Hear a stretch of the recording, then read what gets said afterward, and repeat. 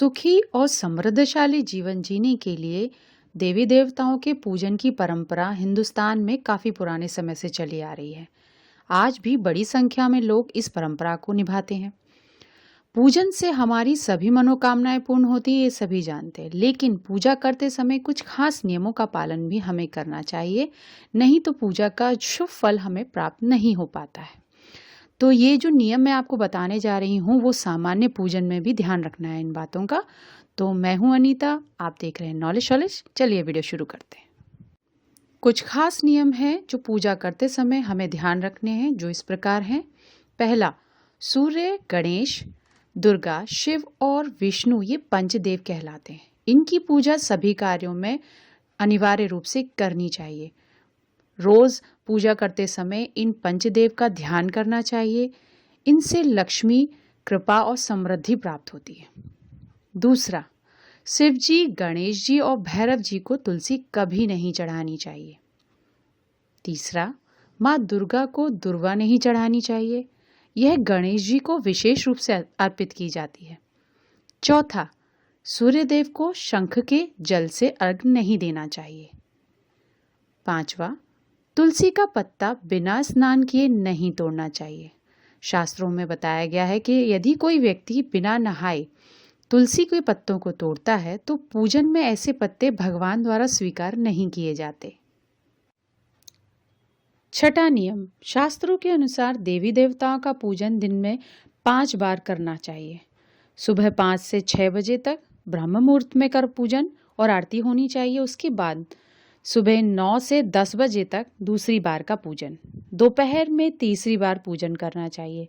इस पूजन के बाद भगवान को शयन करवाना चाहिए।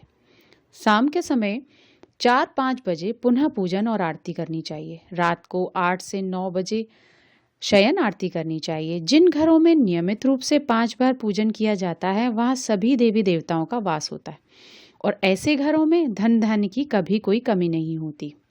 7वां नियम, प्लास्टिक की बोतल में या किसी अपवित्र धातु के बर्तन में गंगाजल कभी नहीं रखना चाहिए। अब आप पूछोगे कि अपवित्र धातु का क्या मतलब है? तो अपवित्र धातु जैसे एल्यूमिनियम, लोहे का बर्तन और प्लास्टिक मैंने आपको बताया ही है। तो गंगाजल हमेशा तांबे के बर्तन में रखना शुभ होता है। 8वां नियम, स्त्रियों को और अपवित्र अवस्था में पुरुषों को शंख कभी नहीं बजाना चाहिए। इस नियम का पालन जो नहीं करते हैं उन्हें देवी लक्ष्मी जी उनके घर से चली जाती हैं। तो 9वां नियम है, मंदिर और देवी देवताओं की मूर्ति के सामने कभी भी पीठ दिखाकर नहीं बैठना चाहिए। 10वां नियम है, केतकी का फूल भगवान शिव को कभी भी अर्पित नहीं करना चाहिए। 11वां नियम, किसी भी पूजा में मनोकामना की सफलता के लिए दक्षिणा अवश्य चढ़ानी चाहिए। दक्षिणा अर्पित करते समय अपने दोषों को छोड़ने का संकल्प लेना चाहिए। दोषों को जल्दी से जल्दी छोड़ने पर आपकी मनोकामना जल्दी ही पूर्ण होती है और अवश्य ही पूर्ण होती है। 12वां नियम है दूर्वा। जैसा कि आप जानते हैं दूर्वा एक प्रकार की घास है जो कि गणेश जी पर चढ़ाई जाती है। उसको रविवार को कभी नहीं तोड़ना चाहिए। 13वां नियम, माँ लक्ष्मी जी को विशेष रूप से कमल का पुष्प अर्पित किया जाता है और इस फूल को 5 दिनों तक जल छिड़क कर उसे पुनः चढ़ा सकते हैं। 14वां नियम, शास्त्रों के अनुसार शिव जी को बिल्वपत्र बहुत प्रिय है, तो इसको हम 6 महीने तक बासी नहीं मानते हैं, ऐसा शास्त्रों में बताया गया है। अतः उन्हें जल छिड़क कर पुनः शिवलिंग पर अर्पित किया जा सकता है। तुलसी के पत्तों को 11 दिनों तक बासी नहीं माना जाता। इनकी जो पत्ते हैं उनको हर रोज आप जल छिड़क कर भगवान को अर्पित कर सकते हैं। आमतौर पर फूलों को हाथों में रखकर हाथों से भगवान को फूल अर्पित किए जाते हैं, तो ऐसा नहीं करना चाहिए और गीले फूल भी भगवान को नहीं चढ़ाने चाहिए।